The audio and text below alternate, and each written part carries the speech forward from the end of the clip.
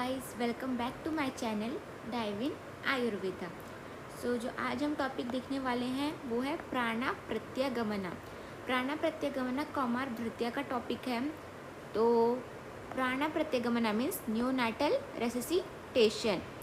सो प्राणा प्रत्यागमना क्या है, हम फर्स्ट इंट्रोडक्शन देखते हैं। In certain instances, immediately after birth, the respiration, heartbeat and various body movement will be absent. So क्या होता है, immediately after birth है ना, जो हमारा बेबी का रेस्पिरेशन और हार्ट बीट जो होता है और वेरियस बॉडी मूवमेंट एब्सेंट रहती है। क्या क्या एब्सेंट रहता है? Respiration, heart beat and various body movement absent रहते हैं। Efforts will be made to establish a normal respiratory and cardiovascular functioning. These efforts that are followed to bring back the life of the baby is called as prana pratyagamana. So prana pratyagamana क्या होता है? जो newborn होता है, जब उसका starting में respiration, heart beat and various body movement क्या होता है, जब वो एब्सेंट रहते हैं, तो हम जो मेजर अप्लाई करते हैं, जो एफर्ट्स डालते हैं उनके normal respiration and cardiovascular functioning के लिए, उन एफर्ट्स जो एफर्ट्स करते हैं वो बेबी की लाइफ को वापस लाने के लिए, उसे हम प्राणा प्रत्यागमना कहते हैं।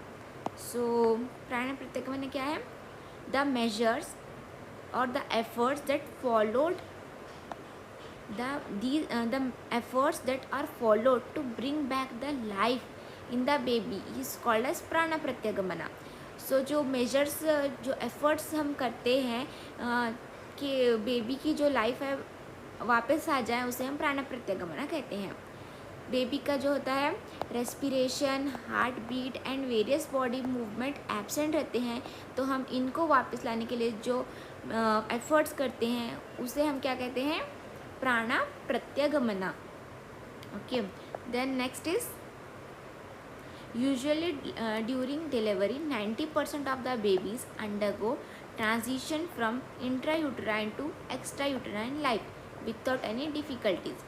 100% में से 90% बेबीज़ को विदाउट एनी एफर्ट्स के उनको इंट्रायूटराइन लाइफ से एक्स्ट्रायूटराइन लाइफ में लाना बहुत ईजी रहता है, कोई डिफ़िकल्टी नहीं होती। कितने परसेंट को? 90% को। बट जो 10% है उसका क्या होता है देखेंगे। But in remaining 10% of the deliveries there will be certain abnormalities such as asphyxia neonatum, which is considered to be the most common and life-threatening problem even in early days. So यहाँ पे क्या बोल रहे हैं? जो 90% babies हैं उनका कोई प्रॉब्लम नहीं होता, बट जो 10% बेबीज़ हैं उनमें अबनॉर्मलिटीज़ रहते हैं। फॉर एग्जांपल, यहाँ पर क्या एग्जांपल दिया है? एस्फेक्सिया न्यूनाट्रम, मतलब कि उनको रेस्पिरेशन में प्रॉब्लम रहती है। सो एस्फेक्सिया न्यूनाट्रम क्या है? एक most common life threatening problem है। पहले का जो ज़माना था, जब भी ये एस्फेक्सिया न्यूनाट्रम क्या था, एक लाइफ थ्रेटनिंग प्रॉब्लम थी, और अभी भी मोस्ट कॉमन है ये, जिसमें बेबी को सही से रेस्पिरेशन नहीं होता है, रेस्पिरेशन स्टॉप होता है उनका। अब हम नेक्स्ट देखेंगे। ओके, प्राणा प्रत्यागमना मेजर्स इंक्लूड 4 इम्पॉर्टेंट स्टेप्स। तो प्राणा प्रत्यागमना में 4 इम्पॉर्टेंट स्टेप्स है। वो क्या क्या है? आश्मानो संगठनम, मुखा परिशेखा, वयो मंत्रा उच्चारण। कौन से 4 इम्पॉर्टेंट स्टेप्स है प्राणा प्रत्यागमना के? आश्मानो संगठना, मुखा परिशेखा, वयो मंत्रा उच्चारण। ये 4 जो है ना इम्पॉर्टेंट मेजर्स है, इम्पॉर्टेंट स्टेप्स है प्राणा प्रत्यागमना के। आश्मानो संगठना, मुखा परिशेखा, वयो मंत्रा उच्चारण। अब हम ये जो 4 इम्पॉर्टेंट स्टेप्स हैं उनको 1 by 1 देखेंगे। फर्स्ट है हमारे पास आश्मानो संगठना। आश्मानो संगठना means after the delivery 2 stones are held near the ear and are strict against each other. These will create the auditory stimulus, which in turn will activate respiratory center in the body. सो क्या होता है, after birth क्या करते हैं हम, 2 stones रहते हैं उन्हें ईयर के पास रब करते हैं एक दूसरे से। After the delivery 2 stone are held near the ear and are strike against each other.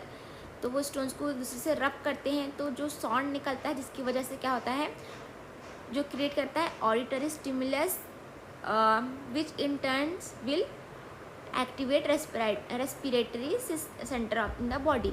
तो जो बेबी होता है उसके ईयर के नज़दीक में क्या करते हैं, 2 स्टोन्स को रब करते हैं जिसकी वजह से उस बेबी में ऑडिटरी स्टिमुलस होता है विच इन टर्न द, जो क्या करता है, रेस्पिरेटरी सेंटर को एक्टिवेट करता है बॉडी के। तो ये था आश्मानो संगठना।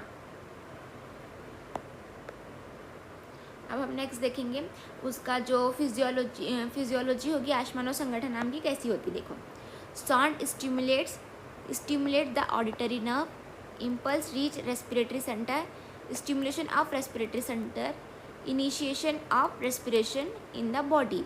सो क्या होता है, जो हम 2 स्टोन्स रब कर रहे हैं ईयर के पास बेबी के, वो स्टोन स्टिमुलेट क्या करते हैं, ऑडिटरी नर्व को स्टिमुलेट करते हैं जिसकी वजह से क्या होता है, जो इम्पल्स होते हैं वो क्या करते हैं, रेस्पिरेटरी सेंटर तक रीच होते हैं और वो स्टिमुलेट करते हैं रेस्पिरेटरी सेंटर को जिसकी वजह से रेस्पिरेशन क्या होता है, स्टार्ट होता है बॉडी में।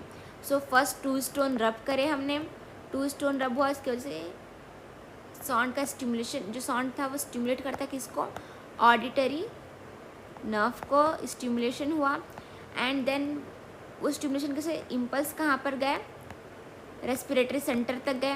रेस्पिरेटरी सेंटर में रेस्पिरेशन सेंटर में क्या हुआ, स्टिमुलेशन हुआ एंड देन रेस्पिरेशन स्टार्ट हुआ। ओके, ये था फिजियोलॉजी ऑफ आश्मानो संगठना। 2 स्टोन क्या करना है, रब करना है near the ear of the baby जिसकी वजह से ऑडिटरी स्टिमुलेशन होगा और रेस्पिरेशन स्टार्ट होगा। ये था आश्मानो संगठन। अब हम नेक्स्ट देखने वाले हैं वो है मुखा परिषेका। मुखा परिषेका क्या होता है देखेंगे, कोल्ड वाटर और hot water is sprinkled over the face which is said to be mukha parisheka. जो न्यूबॉर्न होता है उसके फेस पर कोल्ड या हॉट वाटर को क्या करेंगे, स्प्रिंकल्ड करेंगे जिसकी वजह से क्या, जिसे हम क्या कहते हैं, मुखा परिषेका कहते हैं। हम क्यों कोल्ड वाटर कौन से सीजन में लेना और हॉट वाटर छोटे बेबीज़ में, तो कोल्ड वाटर हम समर्स में स्प्रिंकल करते हैं ना, हॉट वाटर विंटर ऐसे इसमें डालते हैं। सो स्प्रिंकल करने की वजह से क्या होता है, फेस पे जो नर्व्स होते हैं, फेशियल नर्व्स, वो स्टिमुलेट करते हैं इम्पल्स को जिसकी वजह से रेस्पिरेशन स्टार्ट होता है। सो आगे हम देखते हैं, it is usually done to treat the primary apnoea soon after delivery. Usually the water is sprinkled for 2 to 3 times which will stimulate the facial nerve and this stimulation is carried to the respiratory center in the brain. In summer cold water is used and in winter hot water is used. Okay, so हम क्या करते हैं, जो babies होते हैं उसमें 2 से 3 बार क्या करते हैं, हम वाटर को स्प्रिंकल्ड करते हैं फेस पे जिसकी वजह से फेशियल नर्व क्या करती है, स्टिमुलेट होती है और वो इम्पल्स रेस्पिरेटरी सेंटर को भेजती है जिसकी वजह से रेस्पिरेशन स्टार्ट होता है। और जैसे कि मैंने स्टार्टिंग में बताया कि समर में हम कोल्ड वाटर यूज़ करते हैं और विंटर में हॉट वाटर यूज़ करते हैं स्प्रिंकल करने बेबीज़ में। अब हम इसका भी फिजियोलॉजी ऑफ मुखा परिषेका देखते हैं। Sprinkling of water receptors present on the face are stimulate. Facial nerve stimulation impulse reaches the respiratory center through reticular fibers. Respiratory center stimulation initiation of respiration. Okay, तो यहाँ पर क्या बोला गया है, जब हम वाटर को स्प्रिंकल करते हैं फेस पे जिसकी वजह से क्या होता है, फेस में के जो रिसेप्टर है ना वो स्टिमुलेट होते हैं और फेशियल नर्व स्टिमुलेशन होती है और जो इम्पल्स होते हैं वो रेस्पिरेटरी सेंटर तक जाते हैं और वहाँ पे रेस्पिरेटरी सेंटर स्टिमुलेशन होता है जिसकी वजह से रेस्पिरेशन स्टार्ट होता है। तो हमने आश्मानो संगठन में क्या देखा था, 2 स्टोन को रब किया था near the ear of the baby जिसकी वजह से स्टिमुलेशन हो रहा था और रेस्पिरेशन का। और मुखा परिषेका में क्या देखा हमने, वाटर को क्या करें, स्प्रिंकल करने की वजह से फेशियल नर्व का स्टिमुलेशन हो रहा था और रेस्पिरेशन का इनिशिएशन हो रहा था। तो हमने अभी तक 2 पॉइंट देख लिए हैं, आश्मानुसंघटनम एंड नेक्स्ट इज मुखा परिषेका। अब हम नेक्स्ट देखते हैं, दैट इज द वयो। वयो मीन्स स्विंगिंग ऑफ द कृष्णा कपालिका श्रापा near the face of the baby which will increase the availability of the air is called वायु। मतलब कि वायु ओके। सो वायु में क्या होता है, हम एक कृष्णा कपालिका जो होता है ना, उसको क्या करते हैं हम near the face of the baby which will increase the availability of the वायु। मतलब कृष्णा कपालिका में एक पॉट होता है जिसको ब्लैक मड से बनाया जाता है, जिसमें बहुत सारे से होल्स होते हैं। उसको क्या करते हैं हम बेबी के हेड पर रखते हैं, बेबी के नियर द फेस मतलब हेड पे रखते हैं।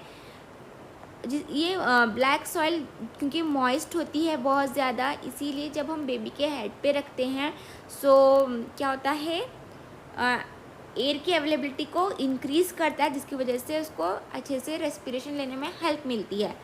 ब्लैक सॉइल इसीलिए ले रहे हैं क्योंकि वो एक मॉइस्ट होती है, मॉइस्ट अच्छे से मॉइस्चर को कैप्ट करती है, मॉइस्चर उसमें बहुत अच्छे से रहता है, इसीलिए हम ब्लैक सॉइल कह रहे हैं। सो जब हम कृष्णा कपालिका को फेस के पास फेस पर रखते हैं बेबी के, जिसकी वजह से क्या होता है एयर की अवेलेबिलिटी इंक्रीज़ हो जाती है, इसलिए इसको वायु कहते हैं। ओके सॉरी, हमने फर्स्ट स्टार्टिंग में जब मैंने स्टेप्स पढ़ाए थे उसमें मैंने वयो कहा है, एक्चुअली इट इज़ वायु। ओके ये था वायु। अब हम नेक्स्ट देखते हैं मंत्रा उच्चारण। मंत्रा उच्चारण में chanting the mantra near the ear of the baby which will stimulate the auditory nerve. So जब बेबी बॉर्न होता है तो उसके पास क्या करते हैं हम चैंटिंग करते हैं मंत्र की चैंटिंग करने से बेबी के ईयर के पास वो भी क्या करता है स्टिमुलेट करता है ऑडिटरी नर्व को। सो ऑडिटरी नर्व स्टिमुलेट हो गई मीन्स वो जाके रेस्पिरेटरी सेंटर तक इम्पल्स भेजेगा एंड इम्पल्स सेंड होने के बाद रेस्पिरेशन स्टिमुलेशन होगा एंड इनिशिएशन ऑफ रेस्पिरेशन।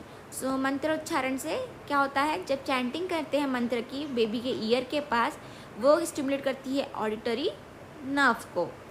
सो अभी हमने कौन से प्राण प्रत्यागमन के स्टेप्स देखे। फर्स्ट इज द आश्मानुसंघटना, मुखा परिषेका, वायु, मंत्र उच्चारण। तो ये था हमारा प्राण प्रत्यागमन के 4 इम्पॉर्टेंट स्टेप्स। सो इसका जो मॉडर्न होता है वो होता है न्यूनेटल रेसिसिटेशन, जो कि हम डिफरेंट मेथड्स अडॉप्ट करते हैं बेबी की लाइफ को वापस लाने के लिए, उसे हम रेसिसिटेशन कहते हैं। होप आपको ये टॉपिक समझने आया होगा प्राण प्रत्यागमनम। अगर आपको कुछ डाउट है तो मुझे कमेंट में बताएं, और अगर आपको ये वीडियो अच्छी लगे तो इसको लाइक करें, शेयर करें एंड मेरे चैनल को सब्सक्राइब करें। सो मिलते हैं तब तक हम नेक्स्ट वीडियो में, तब तक के लिए बाय।